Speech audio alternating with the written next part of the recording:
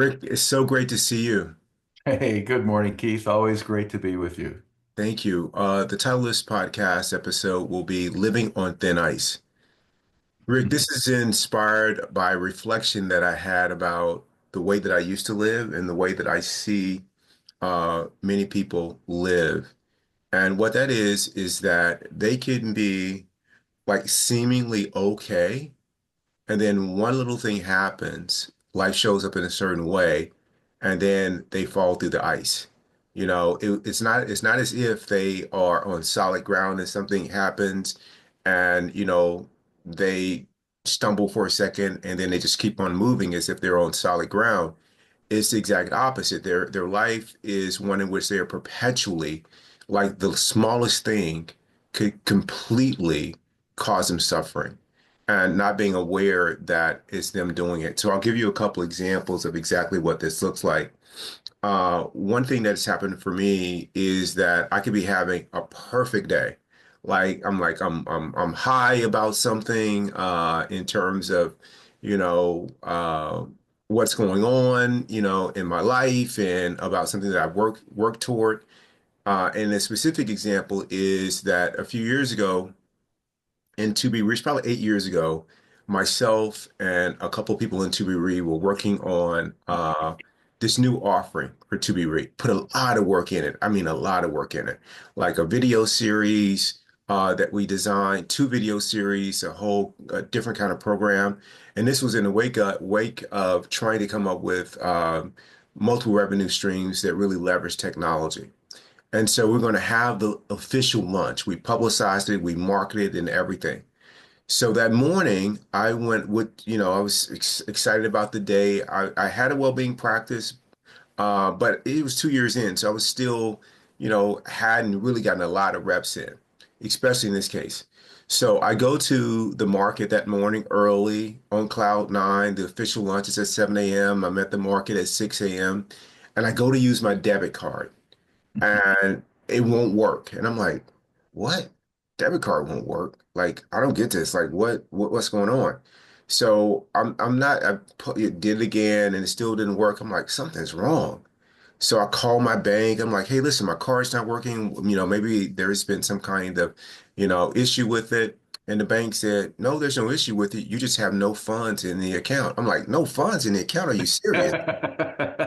And then it says something like, and then they read the notations to me. Rick. Now I'm on cloud nine. I have no idea that I've been walking further and further out on the ice and that it's starting to crack.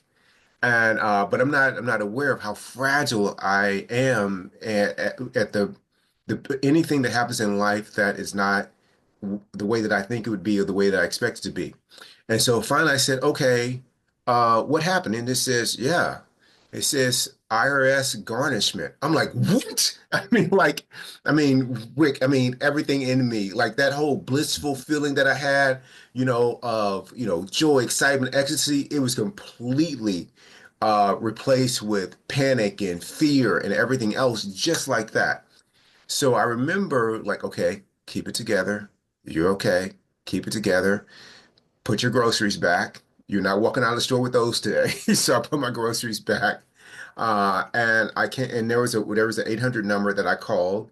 I called the number, and sure enough, the IRS said that had some back taxes that need to be paid. And that's so and I just started to like, okay, I got to deal with this. I got to deal with this. And I was able to bring myself back.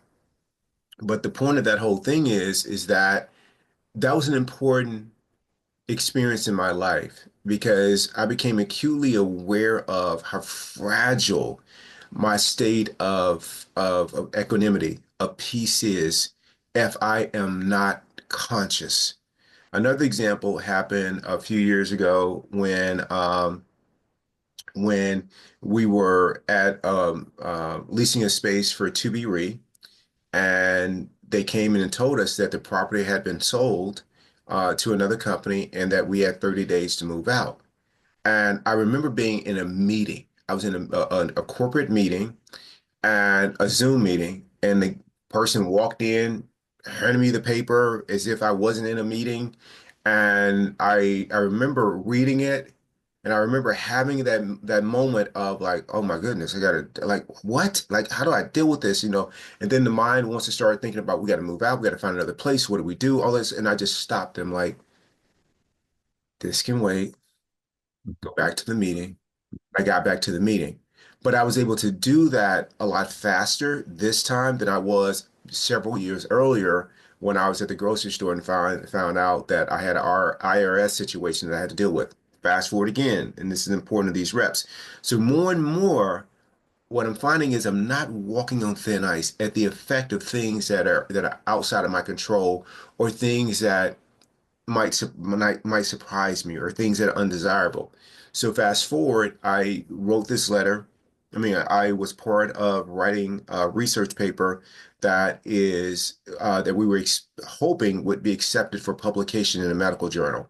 So it would be the first one in which I was going to be first author. I'm not attached to the first author piece of it, but they let you know whether or not if your research has been accepted or if it's been denied. I'm sure all things as you know, being in your profession. And I remember being in a meeting, and as I'm in this virtual meeting, the notification comes up. And I remember as the notification comes up, I said, I'm not looking at that. That can wait. Whatever their answer is or their decision is, it can completely wait. And I remember feeling so peaceful about it, like taking just a second to gather myself first and making a commitment that regardless of what it said, I was going to maintain and sustain this inner peace. And I read the letter, and in this case, they said that, hey, we've accepted your manuscript for publication. But had they not, I was in a great space. And that was because I remember what the feeling was like to live life on thin ice for so long and then to get to a place to where I was no longer living on thin ice. However life showed up, hopefully I'd worked on myself in such a way that I could handle what showed up. And consequently, what happened with Mayo Clinic years ago, when I was a volunteer and then they employed me, and then when the pandemic occurred, they had to let contract employees go. I remember getting the phone call, and I remember not being on thin ice. I had no idea what they were calling me. I thought they might be calling me to say, Keith, great job. But that's not what they calling me. They called me to tell me, hey, listen, we appreciate everything you've done, but you no longer have a job. And in that moment, because of all those previous reps of making it a point to no longer live on thin ice, what happened was my automatic response was, can I volunteer again? Whereas the old me would not have handled that well. I've been thinking about how do I pay my bills and all these other things. So Rick, what do you think about this idea that, people live life by living and being on thin ice, unaware that there's a choice to live life another way, to live it unconditionally, regardless of what happens on the outside. What are your thoughts? Yeah, I think it's a human condition. Thin ice is, I think, another maybe symbol for what thin ice is an expectation that things be a certain way. So in my life, for example, that would be, let's say, on the professional side, that would be trying a lawsuit and making sure that I put all of the evidence in, I make all of my arguments, and I work like crazy from the time I get the case until the time that the jury gets the case after my work is done and the other side has their words, and they're trying just as hard to undo everything that I've done. Um, that moment of expectation of wanting something so bad, like a verdict in my favor, like my client's rights to be vindicated, that my client be given a lot of money, that whatever I want out of that trial for my client and for myself, I want that to happen. So I can tell that thin ice for me is the expectation that I want or I'm entitled to a certain outcome. And so the idea that people are living their lives on thin ice, I think is true everywhere. And so for me, the way that I tried to avoid that is I got to the point, I am at the point now where I still get nervous when I'm waiting for a jury to come back. And that's a reflection of still being on thin ice a bit. but I'm in at the point where you were, like when you got the letter in your meeting, that this can wait. You know, you put it in a compartment, and this is outside of whatever you can deal with at this moment. And so you're focused only on the moment. You're focused only on what you can control. I can't control what a jury does. You can't control what the IRS does. You can't control whether you're evicted from your property. What you can control is a measured response that is based on some time, a breath, a couple of breaths a day, a week, where you can think it through and come up with a solution that may make sense for you. The thing that happens with thin ice is that we freak out. You know, we're in a situation where, my world is coming apart. It's not, but that's the impression that you have. And that world coming apart, that thin iceness comes from the attachment of wanting things to be a certain way. So if you can give that up and say, okay, now I'm in the hot water with IRS, or I'm in a situation where I have to move. And then you can kind of think about it, but you have to get past that idea that it's the end of the world and that nothing is good is going to happen. And you have to get past this feeling of helplessness, and accept the change, accept the constant change that's life. I mean, that's what grace is, right? Accepting constant change.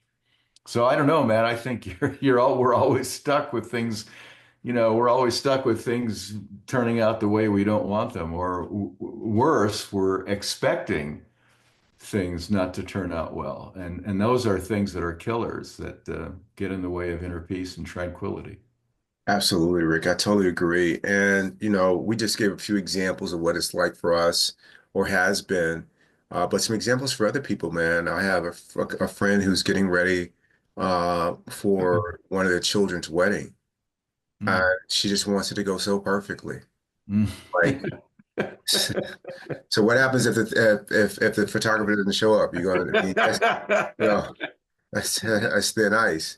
What happens, people come in and they show up, we're on the pickleball court. And I had a friend who, this was years ago, who that the group before them were going a couple minutes over because they were finishing a game. And he was like, we got the court, and he's yelling at them, and you got to get off the court. I'm like, that dude's living on thin ice, right? And not judging, but just being aware of it. And I see people living that way all the time, man, with work, with things that are outside of their control, like whether or not people are going to be at work or they're going to call out for whatever reason they may need to call out.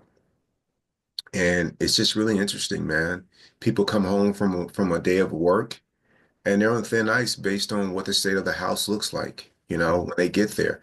My stepfather would come home, man, and if we didn't have things exactly the way that he wanted them to be, which was always changing, he could lose it. I mean, that's a hard way to live, Mm. and it's hard for other people to live when you are a person who lives your life on thin ice. I got another person here who I some close friends, man. They are just really in the grip of the election, and I'm like, dude, like that's old news. Like this is use this as an opportunity to say, how can I raise every moment that's in front of me? Every moment that you may not be able to raise, you can't raise the world's moments, but you can raise the moments that are in front of you. And by you worrying about what's going on, ruminating, that's certainly not contributing anything to your state or the people around you. And that's really living life again on thin ice. And I am just committed to living life a different way. And I know you are too, Rick. And that's what contributes to the equanimity that that you maintain on a regular basis, Rick. Thank you for a great show. Hey, Keith, always great to be with you, man. I Thank love you. the topic. I love you. Thank you. Bye bye.